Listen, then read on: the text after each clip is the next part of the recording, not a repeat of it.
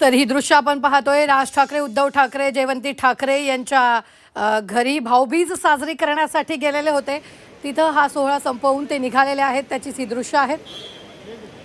सध्या राजकीय वर्तुळात पुन्हा एकदा ठाकरे बंधूंच्या भेटीची चर्चा आहे, कारण मनसे अध्यक्ष राज ठाकरे यांच्या आई मधुवंती ठाकरे यांच्या वाढदिवसानिमित्त उद्धव ठाकरे यांनी शिवतीर्थ या निवासस्थानी भेट दिल्यानंतर आता भाऊबीजेच्या मुहूर्तावरही ठाकरे कुटुंब पुन्हा एकत्र आले।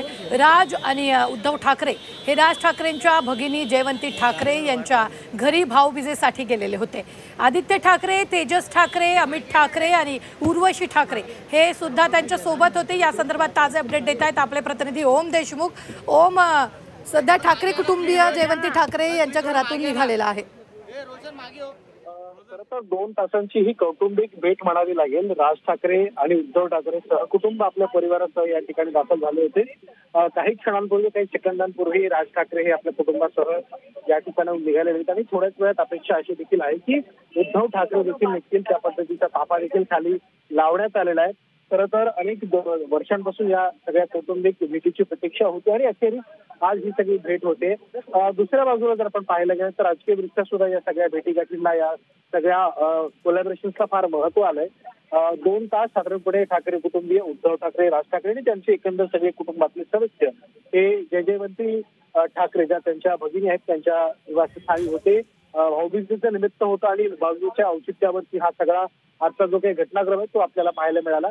मुख्यत्वे कौटुंबिक भेट जरी या स्वरूपाच्या भेटीकडे पाहायला गेलं तरी सुद्धा एक राजकीय अँगल या सगळ्या भेटीगाठींना दिला जाते। निश्चितपणे राज आणि उद्धव यांचे संभाव्य एकत्रीकरण असेल किंवा एकंदरच या सगळ्या समीकरणांच्या पार्श्वभूमीवरती या भेटी महत्वाच्या मानल्या जात आहेत। आता पुन्हा एकदा लक्ष आहे ते म्हणजे काल ज्या पद्धतीने उद्धव ठाकरे राज ठाकरेंच्या घरी गेले होते त्याच पार्श्वभूमीवरती आता पुन्हा एकदा उद्धव ठाकरे सहकुटुंब जे शिवतीर्थाच्या मागेच राज ठाकरेंच्या बहिणीचं घर आहे त्या ठिकाणी आलं। त्यामुळे पुन्हा एकदा हे सगळं सहकुटुंब राज ठाकरेंच्या घरी सदिच्छा भेटीसाठी जातंय का हे देखील पाहणं महत्वाचं असणार आहे। त्यामुळे खऱ्या अर्थाने या घडामोडीच्या मागील काही दिवसांपासून घडत आहेत त्या निश्चितच खूप महत्वाच्या मानल्या जात आहेत। या नेमकं काय घडलंय, केवळ कौटुंबिक स्वरूपाची भेट होती, या भेटीतही अनेक काही मुद्द्यांवरती चर्चा झाली आहे। अर्थात कौटुंबिक पार्श्वभूमीवरती ही भेट झाली असल्यामुळे यात राजकीय चर्चा झाली असेल की नाही याबद्दल साशंकता असली तरी सुद्धा या पद्धतीची दृश्य समोर आली आहे। त्यामुळे निश्चितच राज आणि उद्धव हे पुन्हा एकदा कौटुंबिक कारणामुळे एकत्रित आल्याचं या दृश्यांमधून आपल्याला पाहायला मिळालं। निश्चितच ओम, गेल्या अनेक दिवसांपासून या कौटुंबिक सोहळ्याच्या निमित्तानं भेटीगाठी वाढलेल्या आहेत। युतीची घोषणा लवकर होण्याची शक्यता वर्तवली जाते। निश्चितच ज्या पद्धतीच्या घडामोडी घडतात गेल्या 4 ते 5 महिन्यातली ही 8वी भेट म्हणावी लागेल, 9वी भेट म्हणावी लागेल खऱ्या अर्थाने। काल रात्री सुद्धा उद्धव ठाकरे शिवतीर्थावरती गेले होते। राजकीय युतीच्या अनुषंगाने चर्चा आणि घडामोडींना वेग आलेला आहे।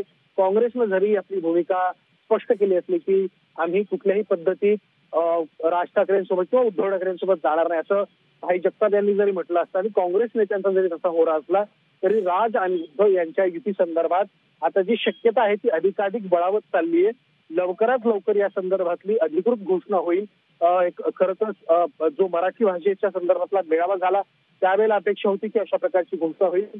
त्यानंतर जो दसरा मेळावा झाला त्यावेळीही अशी शक्यता होती, त्यावेळीही घोषणा झाली नाही। तिसरा महत्वाचा मुद्दा दिवाळीच्या पार्श्वभूमीवरती दीपोत्सवाचं उद्घाटन मनसेच्या ज्या पद्धतीने आयोजित करण्यात आलं होतं त्याचं देखील उद्घाटन उद्धव ठाकरेंनीच केलं होतं।